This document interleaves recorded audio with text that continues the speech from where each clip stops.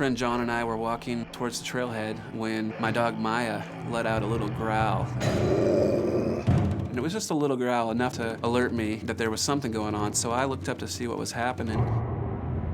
And about 30 to 50 feet away was a grizzly bear. She seemed pretty menacing. She was just not backing off. John and I stood big and tall. We agreed the best thing to do was to back away, head upriver, to take the long route back around to the trailhead, just avoiding the bear altogether.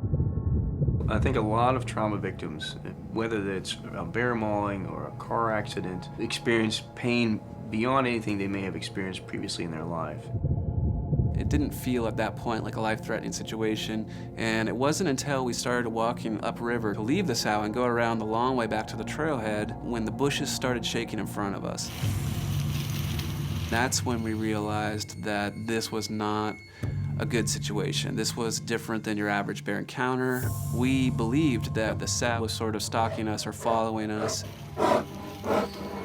Looking back on it, we realized that in the bushes were most likely cubs. We turned around and started heading back downriver. It wasn't more than 10 to 20 steps later when suddenly in front of us, the grizzly sow comes ripping wildly around the corner. She was on us pretty quick. My buddy John went leaping off the trail into the alders, and at that point in time, I felt like it was just me and the bear.